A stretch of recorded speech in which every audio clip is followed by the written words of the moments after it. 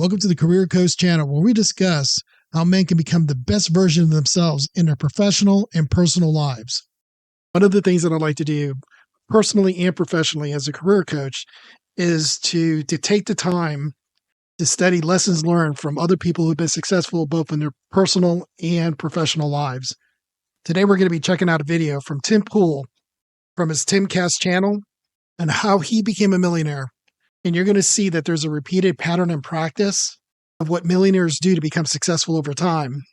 This will be a great lesson for men who are aspiring to become the best version of themselves and be financially successful, and for women who are looking for financially successful men and some of the struggles and sacrifices that they will make to achieve true wealth. Because there's a big difference between playing rich and being rich. Link to the full video will be in the description box below. Let's take a dive into this. It is I, Tim Pool, millionaire, wealthy individual, and I'm going to talk to you about my views of wealth, success, investment, and how you too can become wealthy and successful. And I'm also not going to lie to you. Some of you will never be rich. Some of you do not have the capabilities to become rich, but I do believe anyone can be. But there's challenges that come along with it and personality traits that are required in many instances. Though really anybody can become rich. Let's be honest, you can buy lottery tickets and maybe then you win. Good luck. I'm going to tell you the secret about being a millionaire that many people do not explain. I have this story. Nepo baby Ivanka Trump is mocked after praising husband Jared Kushner for telling people nothing is too hard to achieve.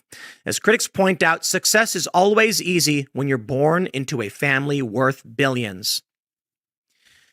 You want to be poor for the rest of your life? Believe that.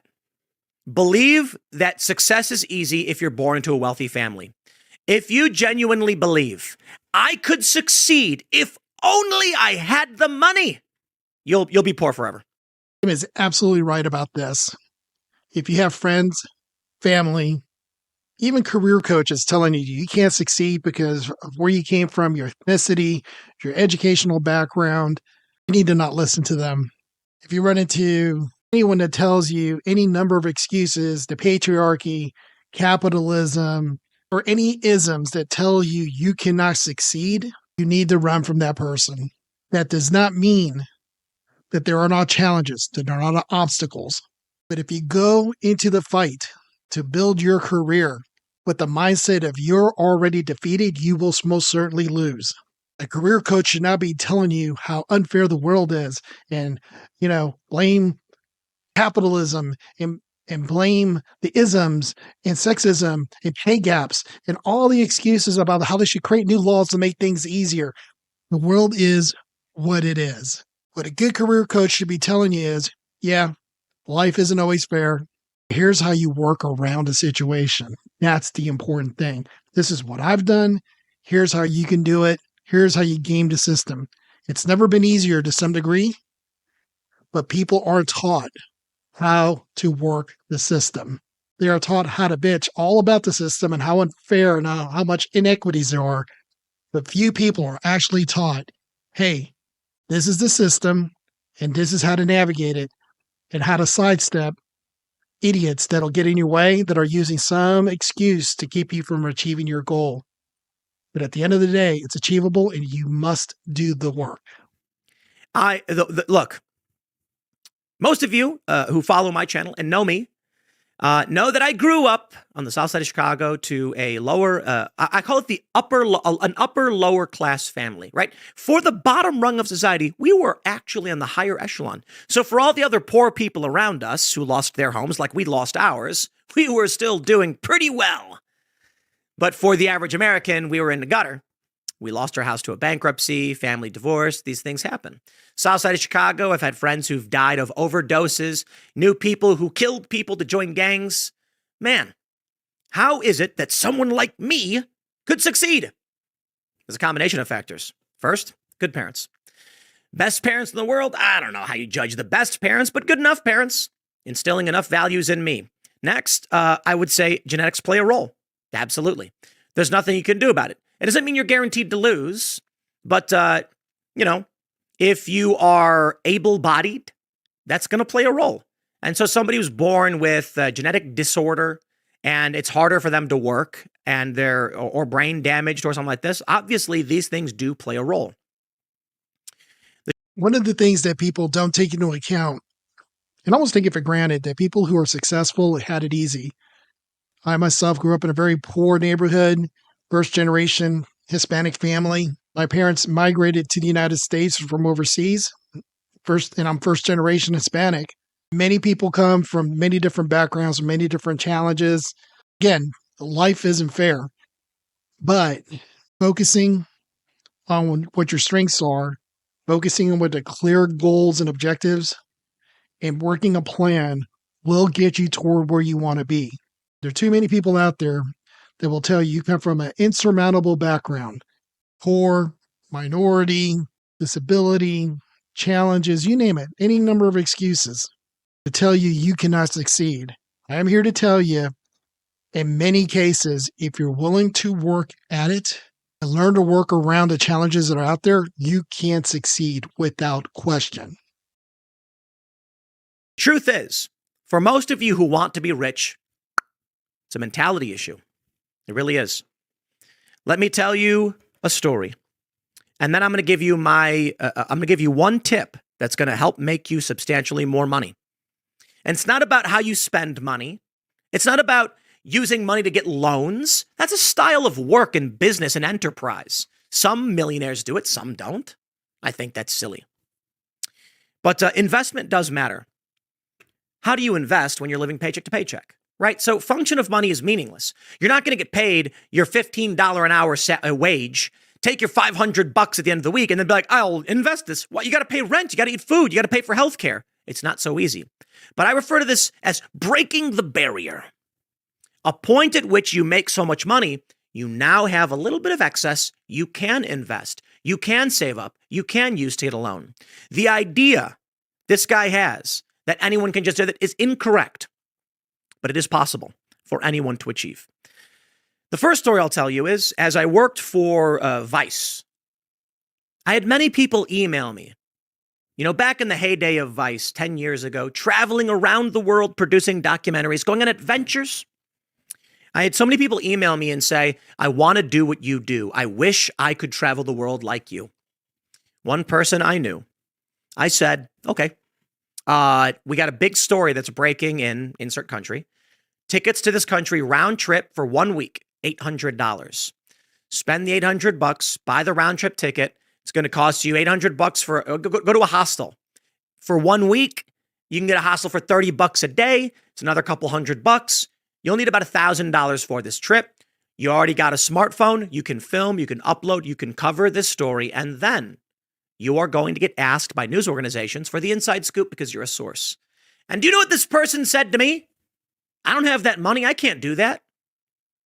Oh, fair point. $1,000. They didn't have it. I get it. And I said, now hold on there, little missy. You've got a Williamsburg apartment it's cost you $2,000 a month. So time for priorities. Which would you rather have? Your Williamsburg apartment, where you hang out with your friends and it costs you a couple grand, but it's nice and comfy.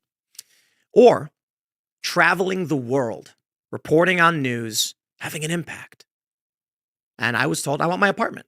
I said, okay, that's totally fine and fair. You would rather have a nice, comfy apartment than travel the world. Understand that distinction. You may think, I wish I could do this, but you know what your priorities really are. So when I say that anyone can achieve this, it's true. You can be from the gutter, the poorest of the poor. You could be from Nigeria. Many people who move from Nigeria here are successful. They have higher incomes on average. And that's true. And some people say, well, that's because the best and the brightest of Nigeria who move here. Yes, absolutely. The people who have the ability to figure it out succeed. Anyone can do it, but you have to be willing to sacrifice. Tim is absolutely right about this. To be successful, you're going to have to make some sacrifices. There are no shortcut. You're going to have to do the work, and sometimes you're just going to have to wait on some things that you really want. But the price is so worth it. Do not let anyone distract you from achieving your goals. Too many men out there will say, well, I'm going to go ahead and get that really nice car because my girl wants to be driven around in a really nice car. Well, guess what? That additional payment may be what costs you the financial flexibility to take on a new job, to move so that you can move up the ladder and make more money. While you're building your career, keep it lean. If you're with a woman that's telling you, hey, I want to be seen in this kind of car, or my man needs to be driving this year car, let her go. Stay on your mission, stay on your purpose. If she's meant to be with you, she'll understand the big picture. There's a big difference between being rich and plain rich. There is no get rich quick schemes. Many people try to sell it. They'll take your money. But at the end of the day, there's only a handful of ways of successfully navigating the financial systems in this country. You need to be able to provide a good product or service that someone is willing to pay you for, get you financially where you want to be. When I was working for Vice, traveling the world, yes, of course, Vice was paying for my travel, but how did I get to that point?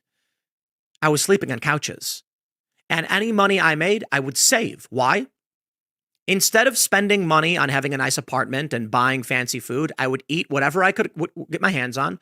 Usually I'd go to a bodega and order a grilled cheese for a couple bucks, and it was food. Probably not all that healthy, I guess. But then I would set aside, I would sacrifice, and I would save enough money so that I could travel. That's how I made it all work. Saving money, working, saving. What does it matter to me if I buy a new t-shirt or new pants? I go to the thrift store. I'll wear recycled garbage and I'll sleep on a couch.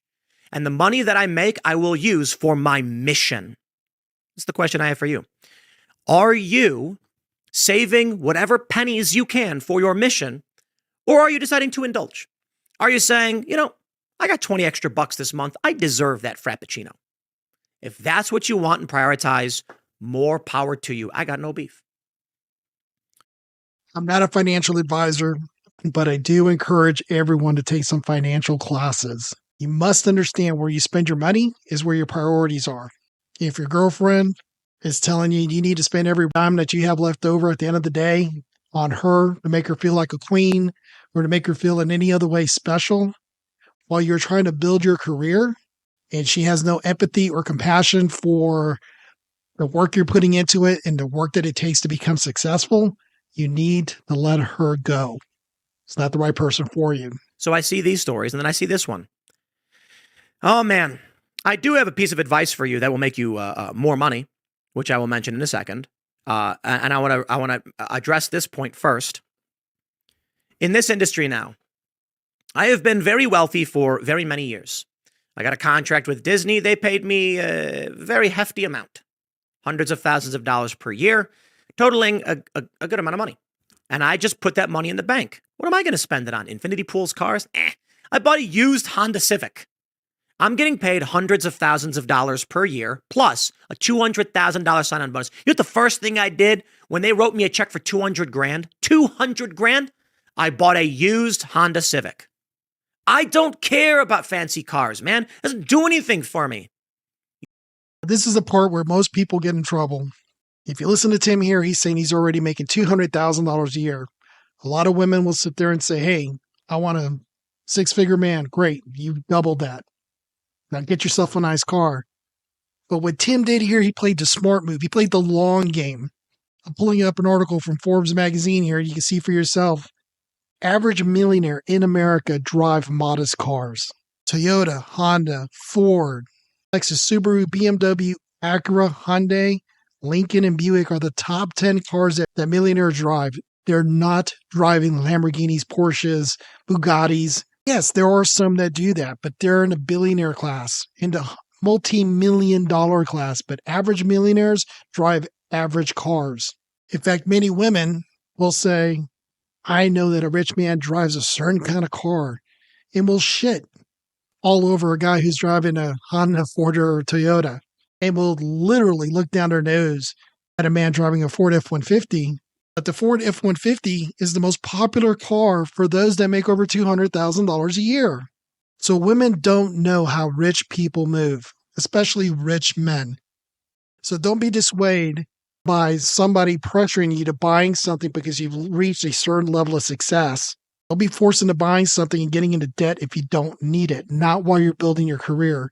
For the women that are listening to this channel, I will safely tell you that any man that will tell you the reason why they're driving a 3-year-old BMW or a Ford F-150 pickup truck or something like that, and the words that come out of his mouth is something similar to, I don't put money into depreciating assets.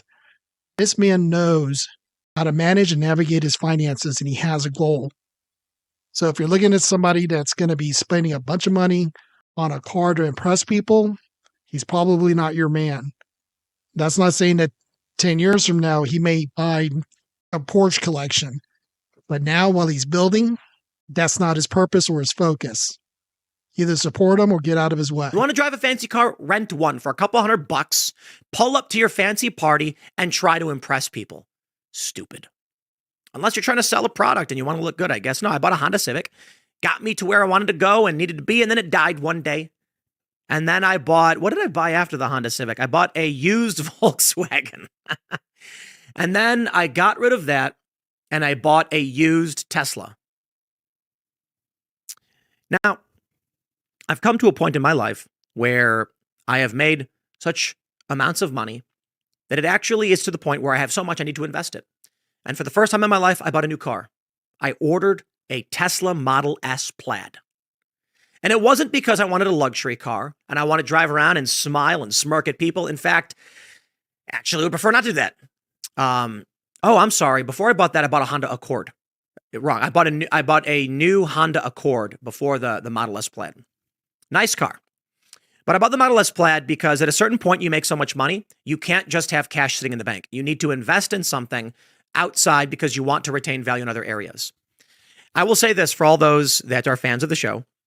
My morning show, this show that you're watching, makes me a substantial amount of money. There's no other employees. I do all of it entirely on my own, except for tiny bits here and there. To be fair, I have support. But if I were to shut everything down and just do this morning show, I would still be a millionaire. One of the things that I've learned by studying people who are successful and reading books like The Millionaire Next Door and Dave Ramsey's Baby Step Millionaires, How Ordinary People Build Extraordinary Wealth, and how you can too. It's a great book. But you'll find that most millionaires in this country build their millions on their own. They provided a good product or service that people are willing to pay them for. They're modest people. And their wives, listen up, ladies, their wives are more frugal than their frugal husbands. And that's how they build their wealth, because they're not buying $1,000 purses. They're not buying cars that they don't need. I'm not saying they don't have good stuff, but living a life of excess gets you broke. My advice for men who are on their mission and working their plan, and you're dating someone who seems to not appreciate the work you're doing and the life you're trying to build. I've heard videos of women saying, hey, you should be able to put everything on the table for me. Treat me like a queen. You're a princess. You should never be able to make less than I could spend in a day. Run. Don't walk. Run away from these kind of women, because even if you made $300,000, $400,000, $500,000 a year, $1 million a year, it will never be enough. It will never be appreciated. The wrong type of person that's going to lead into lifelong happiness and success. You'll be miserable because none of what you do is appreciated. It will be taken for granted. In a minute you can't provide due to illness, layoffs, bankruptcies, fill in the blank, she will leave you. I guarantee it. You don't want to end up with a wife that's a fair weather fan. The timcast.com memberships, the shows we do, the documentaries, all that gets reinvested back into the company. My salary that I get paid only comes from my morning show, and everything else after that is expansion. So the guy is correct about how, viewing, spending money. And when it comes to like buying a car, it is about investment and everything else. It is about how can I store value for a future time in a way that makes sense. I'm not just going to buy gold bars. I have gold. I have crypto. But you want to buy property, you want to buy land, and you want to buy other assets and diversify your holdings to maintain that net worth. But fair point, at a certain point in having money, I don't lose it. This is one of the big secrets of breaking the barrier, as I call it. At a certain point, when you spend money, you've never actually lost that money. When you pay rent, net worth gone. When you pay a lease on a car, net worth gone. When you buy food, net worth gone. Once you reach a certain level of income and you buy, say, a watch. Now, this watch was a gift, mind you, but let's say you buy a watch. You can always sell the watch at a later date. So although you spend $100 on a watch, the watch is still worth the $100. I didn't actually lose any money. All you've done is build net worth. Now, for those of you that are having a hard time breaking the barrier and wondering what's the secret to being a millionaire, clearly when you're reading articles like this, and when there's a cottage industry of individuals promising to make you wealthy if only you would subscribe to their millionaires program, there is one simple piece of advice I can give you. And I'll break down my strategies for you on how to make more money in the immediate so that you can break the barrier. It's actually a really simple bit of advice I've given many times. And it is, quite simply, to ask for more money. Okay, I'm oversimplifying, but that is a key component of it. Ask for more money. One of the things that I tell my clients is to understand what your value is in the market. A lot of times, if you've been on a job for 2, 3, 4, 5 years, what ends up happening is you end up way behind your peers in your potential salary. For example, you enter a job as an intern right out of college and you're making $20 an hour, just picking a number. And after 5 years, you're making $28 an hour. Well, the problem is if you go onto job boards and you look at somebody with your level of experience and training, you may find that the average person's not making $28 an hour, but they're making close to $40 an hour. You need to understand what your blue book value is from a career perspective. I recommend that everybody should review the job boards at least once a year to ensure that your salary is competitive, that you're not falling behind at your current job. Let me devise a strategy for all of you that may or may not apply, but you can try and figure out how to apply it to your life. And this can help you become wealthy enough to where you're making more money than just living paycheck to paycheck. And once you break that barrier and you're no longer living paycheck to paycheck, that's what I call it, you're at the point where you're generating excess disposable income, which you can then use for investment. I will tell you a story of a friend, and I will give you a hypothetical. I know many of you have already heard me say this, but I know many of you haven't, and many of you may be new viewers and may be wondering how to become wealthy. Let's say, good sir, ma'am, I wonder where it is you work. Maybe you're making $50,000 a year, maybe you're not. You get a phone call. Ring, ring.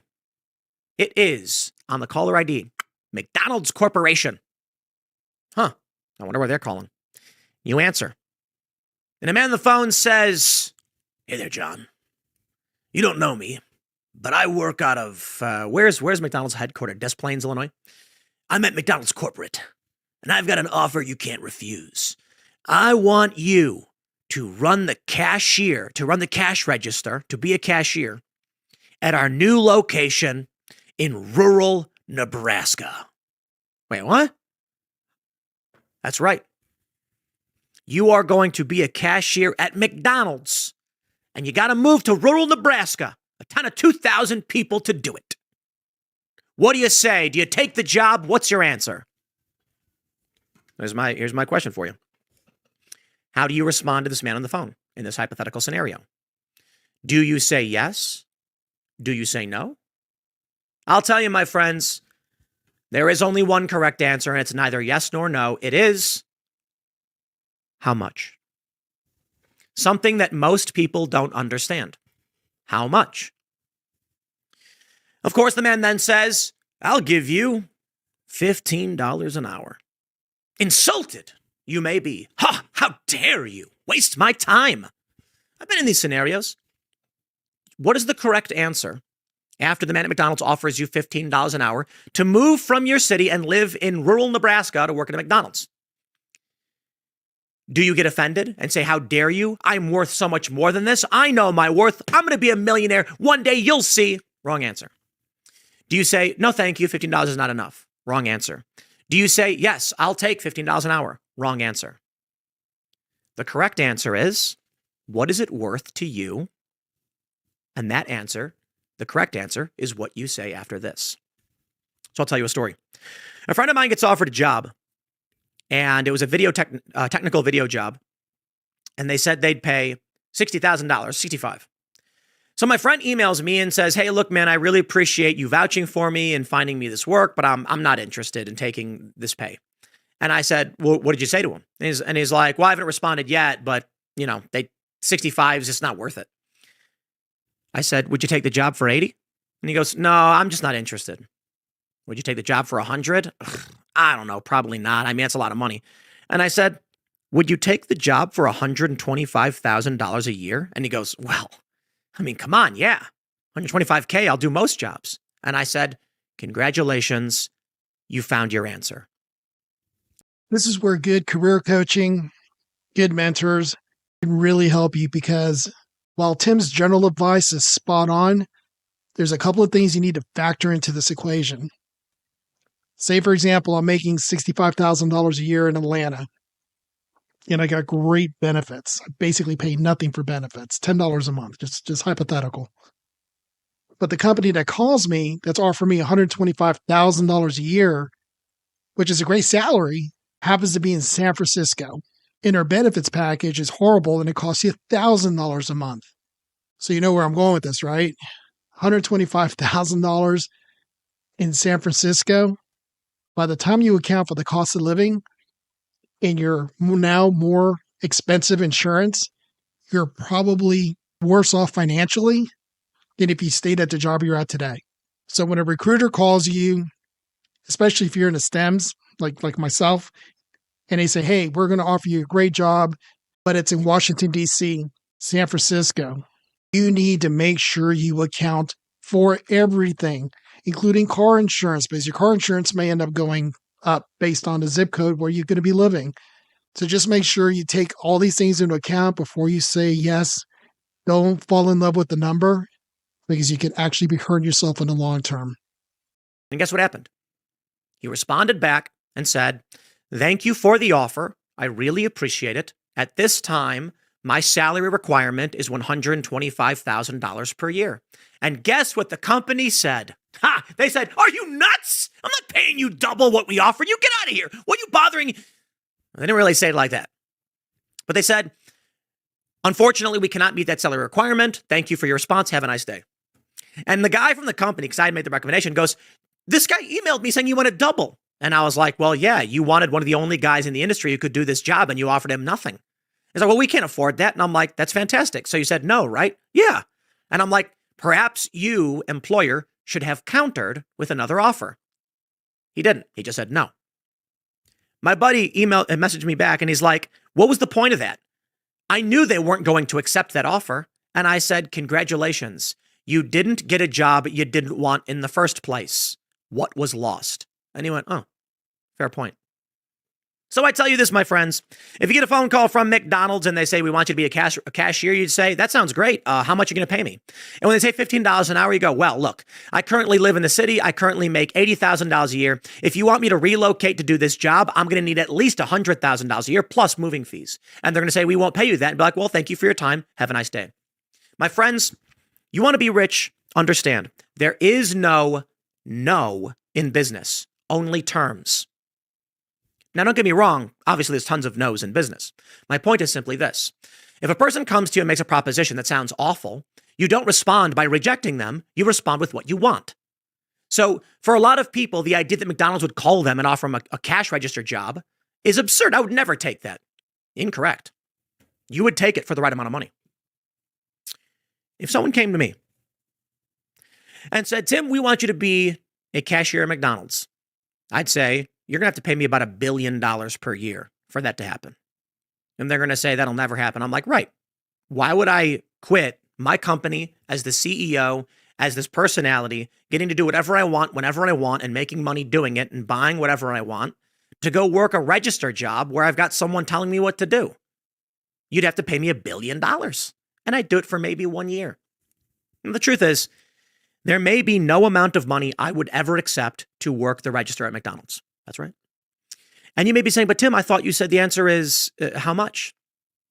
You see, my friends, for the average person, that's the appropriate response. But what if you won the lottery and you had $1 billion? There's no amount of money they could give you. You just be like, sorry, it's not in my mission. Why? Because you've broken the barrier. You are at the point where you will live forever and never have to worry about anything else ever again. You are making more money than you need. So there's no reason to leave. For the average person, maybe you're making $70,000 a year and a job offer comes along and they say they'll give you 80. Are you going to say yes? Or do you say, look, I got to be honest.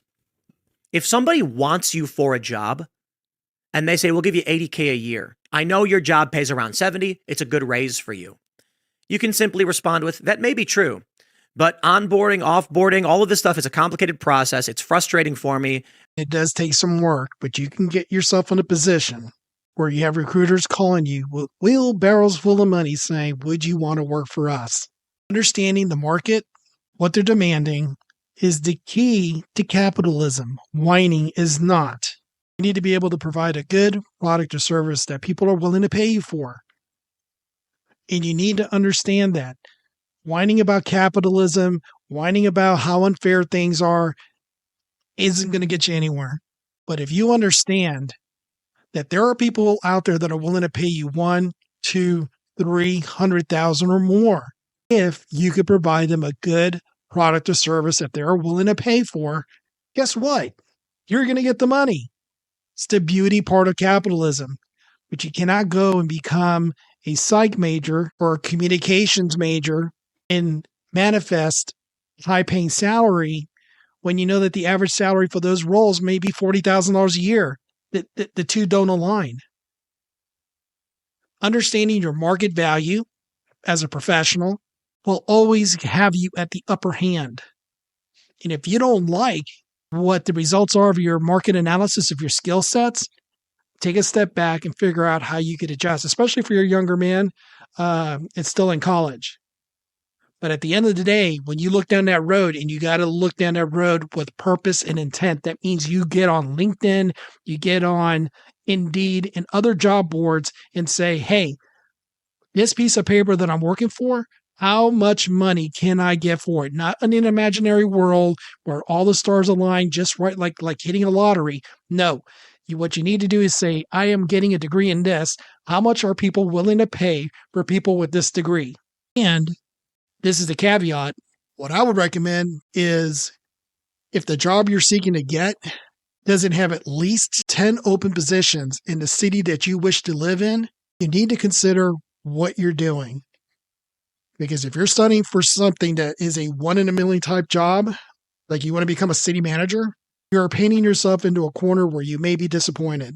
You want to align your educational efforts toward work opportunities that pay the highest amount of money. And if that aligns to what you love to do, awesome. If what you love to do doesn't pay that much money, go for the position that pays the absolute most money in a job that you enjoy to do, and do the things that you love to do as a hobby. Maybe, as time goes on, you could turn that hobby into a good product or service that somebody's willing to pay you for, and you become an entrepreneur, and then you could do that full time.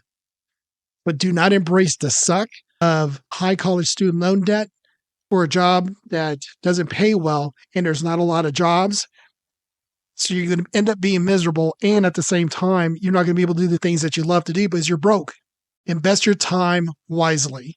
I don't know if I actually want to deal with it when I do have growth potential at my company. I'll tell you what, give me 100 flat. I'll make the jump. Because you're not just saying you're going to pay me more, you're asking me to do more. They might say, I'm sorry, I can't do it.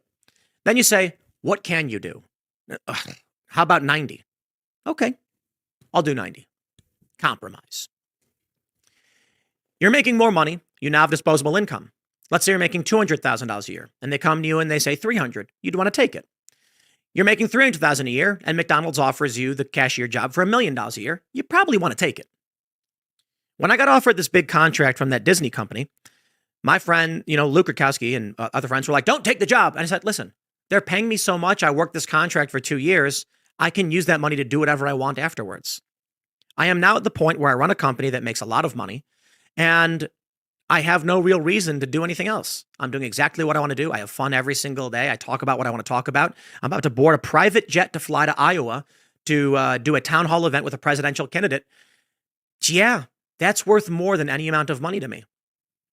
So when I see these stories and I see this industry, I think to myself, it is sad to me that there are so many people seeking out these hucksters who say, I can make you rich.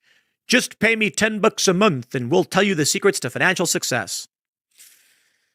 You know, I shouldn't call anybody or criticize anybody for it. There are secrets out there that I don't know. My path may not be your path, but I tell you this, my friends, anyone can achieve this. You too can be rich.